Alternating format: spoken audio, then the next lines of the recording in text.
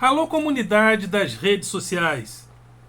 Mais uma vez aqui para tratarmos de mais um tema, dando continuidade às nossas reflexões a respeito do futebol e suas relações com a vida e suas relações com a realidade. E hoje eu gostaria de falar sobre o futebol e a justiça.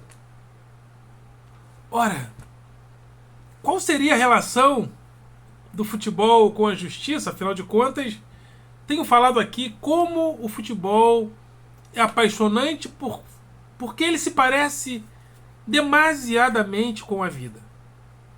E a vida é o que é apaixonante também por causa das suas aparentes contradições.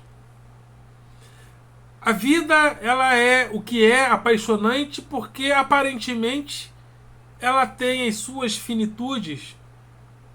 A coisa é tão séria que na própria ficção isso é colocado. Por exemplo, Drácula, Nosferatus, são personagens que se encontram sempre entristecidos porque não são alcançados pela finitude e precisam sugar o sangue humano para ter o gosto da finitude, para ter o gosto da mortalidade. Por que o encontro ele é tão esfuziante?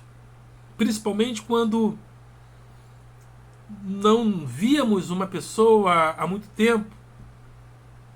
A impressão é que aquele encontro ele é esfuziante porque chegará um dia que não haverá mais não haverão mais os encontros.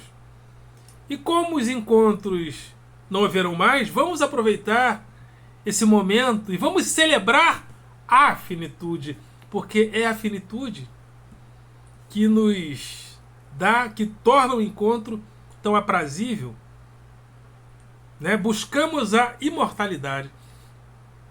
Mas será como seria vivermos dentro desse invólucro humano com a mortalidade, a imortalidade nos assolando?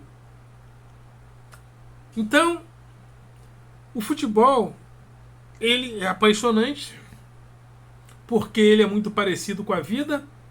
E como o tema de hoje é o futebol e a justiça, eu gostaria de falar sobre as intempéries da vida e como ela nos leva a formar critérios de justiça para dar conta, para que esses critérios de justiça deem conta do imponderável.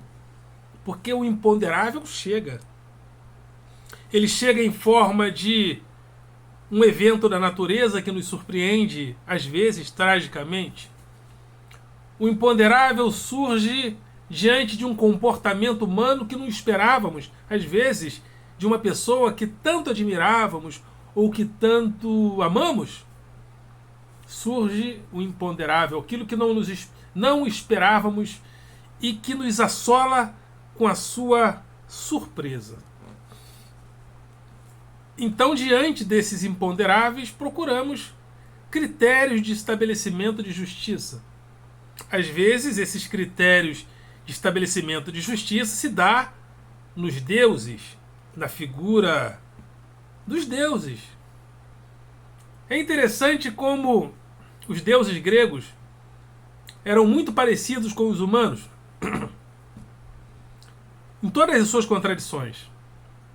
Só que, como os humanos não se continham nas suas contradições, eles pegavam as suas contradições e divinizavam. Ou seja, as nossas contradições não nos bastam. Então nós vamos projetá-la divinamente em seres divinos que não terão limites, ou seja, que não precisarão andar dentro dos critérios da areté, da justiça, porque a medida desses seres, mesmo tendo os sentimentos, os nossos comportamentos, eles são comportamentos iguais aos nossos, porém divinos, porém divinizados. Na cultura judaico-cristã, buscamos, essa cultura buscou e busca critérios de justiça que vão para além do humano, porque o homem seria pecador. Então, vamos olhar para Deus e vamos então dizer que se nos unirmos a esse Deus, encontraremos a justiça. Critérios de justiça buscados na tradição grega, que é aproveitado pela filosofia, quando os gregos começam a desmistificar a vida, eles começam a buscar critérios de justiça na própria metafísica. E a metafísica, segundo a Heidegger, no livro Conferências e Escritos Filosóficos, lá nos primeiros capítulos, ele dizia que os gregos tinham uma frase, tiestin, que significa o que é isso ou o que é isto em si mesmo. Perguntar o que é isso ou o que é isto em si mesmo foi algo revolucionário na cultura e na tradição dos gregos. Por quê? Porque até então as tradições é que diziam o que as coisas são. O que as coisas são era dito pela tradição. Os pais que diziam o que são as coisas, o que é a realidade. Diante disso, nós começamos a estabelecer critérios de justiça nessas respostas fundamentadas na metafísica, no ser. E, diante também dessa tradição de perguntar pelas coisas em si mesmas, alguém foi marcante ao dividir, inclusive, a história do pensamento em pré- e pós-socráticos. Porque Sócrates caminhava por Atenas, fazendo indagações. Quando as pessoas perguntavam isso é justo, isso não é justo, isso... Sócrates, mas o que é a justiça? Isso é bom, isso é ruim, e Sócrates, mas o que é a bondade? Isso é feio, isso é bonito, isso é mais ou menos, Sócrates, mas o que é o belo? E Sócrates chega à conclusão de que, juntamente com Platão também, que foi seu discípulo, quiçá Aristóteles, que o belo, o justo e o bom é o mesmo. Nada pode ser bom se não for justo e belo. Nada pode ser belo se não for justo e bom. E nada pode ser justo se não for belo e bom. Então, para Sócrates, a beleza, a justiça e a bondade é algo que está em nós. Platão vai colocar esse critério, esse ideal, esse ideário no mundo das ideias perfeitas que precisamos abstrair, não considerando o corpo, o mundo sensível, porque o mundo sensível são as paredes da limitação. Então precisamos caminhar rumo ao mundo das ideias perfeitas para respondermos o que é a justiça. Mas a modernidade chegou e ela chegou com outras perguntas a respeito do que é justiça, porque nós fomos gradativamente dissolvendo os valores da metafísica e da própria religiosidade. Descobrimos a ciência. Descobrimos a ciência e fomos afetados por feridas narcísicas, segundo alguns pensadores. Uma ferida narcísica que, segundo Freud, a nossa razão não é tão altaneira assim, afinal de contas, há o inconsciente. A ferida narcísica de Darwin, que dizia que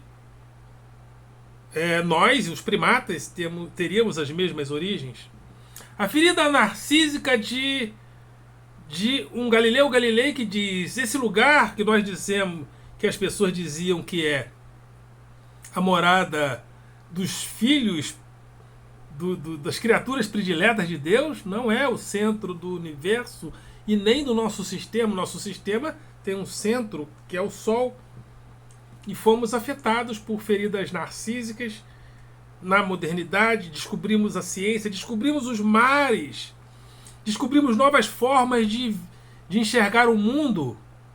E essas novas formas de enxergar o mundo através de outros continentes nos levam a novas perguntas sobre o ser, sobre a vida, sobre a justiça. Afinal de contas, haviam povos que aparentemente eram mais civilizados que os europeus, mas não faziam perguntas metafísicas e muito menos perguntas religiosas. Não estavam perguntando por Cristo, não estavam perguntando pela virgindade de Maria, não estavam perguntando pelo Deus judaico-cristão. Então, que gente é essa que aparece diante de nós?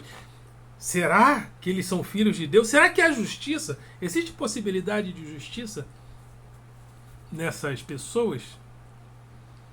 Hoje estamos... Só que hoje, mais do que isso também, fomos atingidos por críticas radicais, como a crítica de Nietzsche, por exemplo, que, quando falava do super-homem, né, da possibilidade, ele não chegou a não definir o que é isso, porque Nietzsche dizia que ele rompe com todas as características daquilo que nós entendíamos como a metafísica, como o cristianismo. Escreve o nascimento da tragédia contra Sócrates, né? Escreve contra Platão, dizendo que foi um cristão antes do cristianismo. Rompe com todos os valores cristãos, dizendo que são formas de dizer não à vida. Então ele dizia: reconcilie-se com o mundo, reconciliem-se com a terra, que não há céu nenhum. É reconciliação, precisamos nos reconciliar com a terra.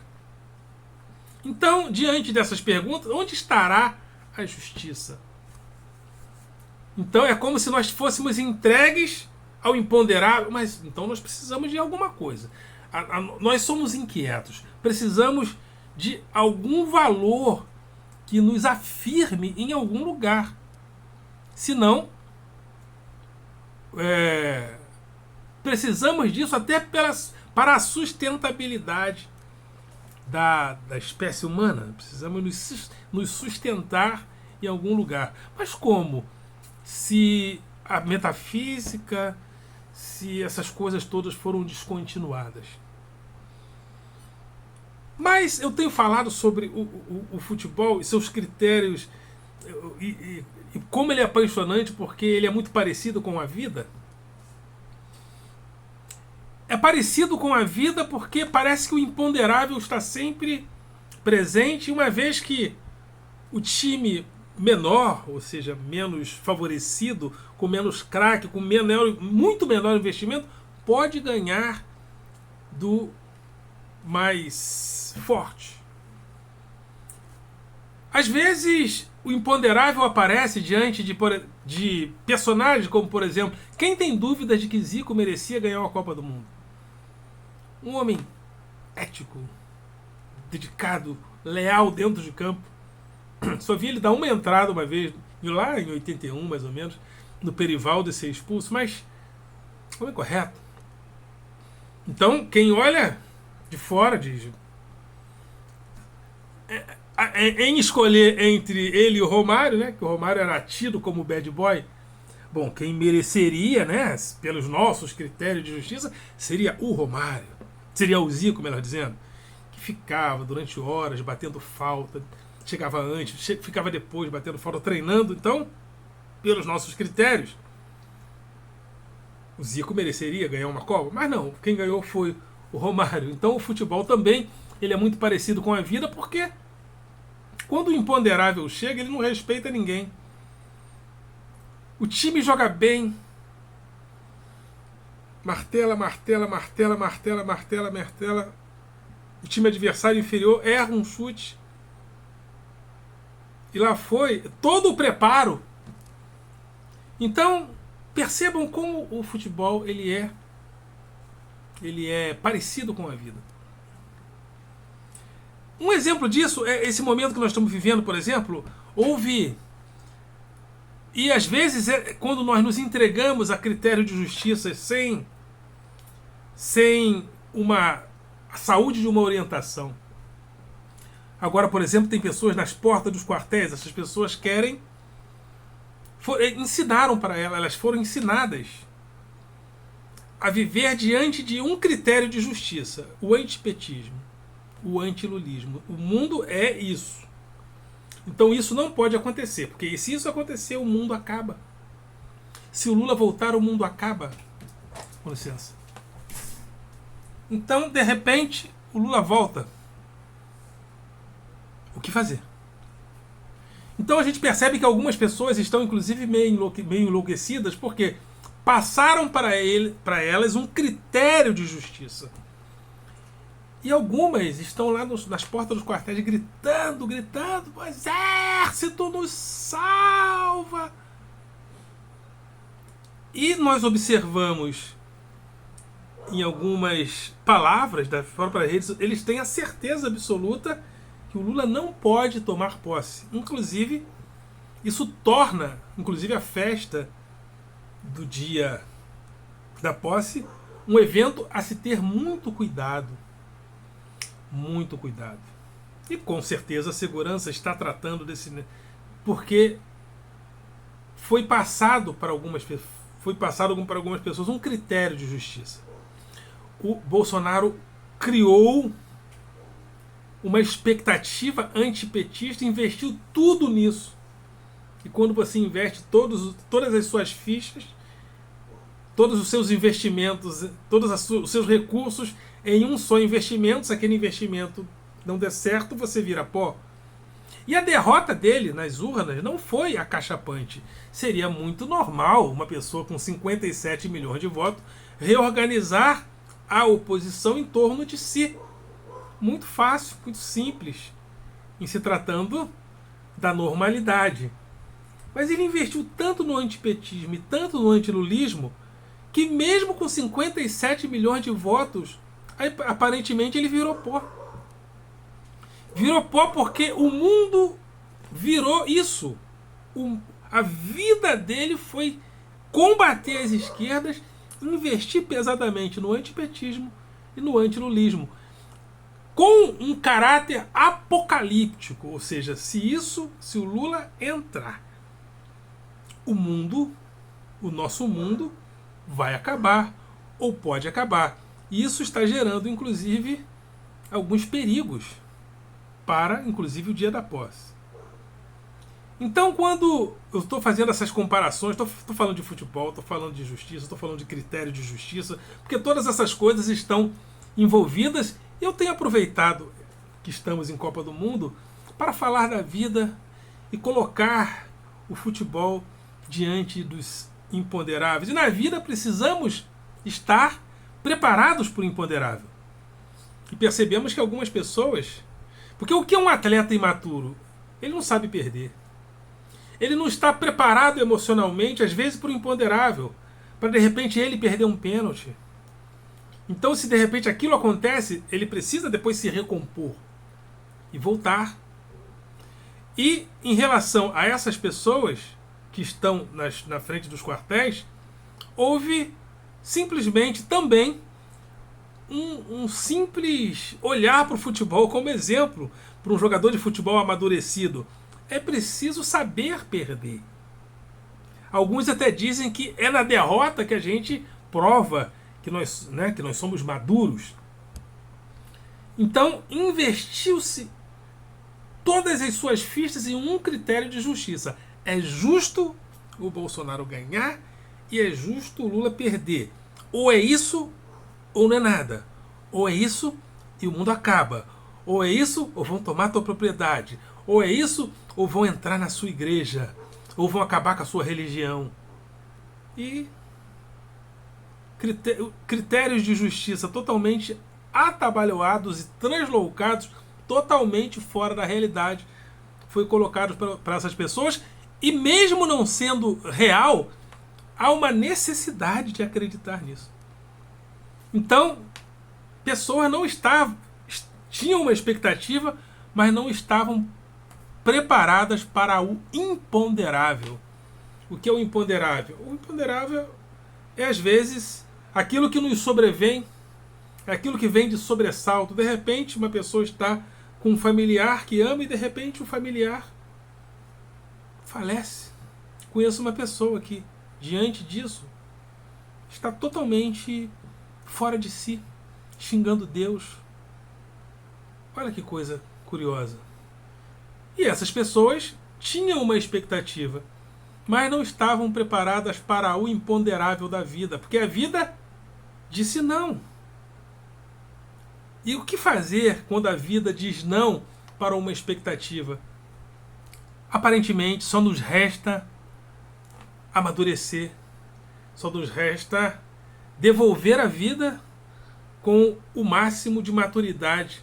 Eu sei que é difícil, mas é possível e é necessário.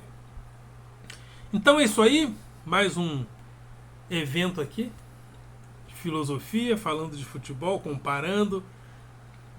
E voltamos numa próxima oportunidade com mais um tema. Eu vou pensar mais, porque o futebol é fascinante, estamos diante de uma Copa do Mundo e vamos aproveitar todo esse fascínio que é o futebol para considerarmos temas filosóficos. Ok, galera? Vocês são do coração.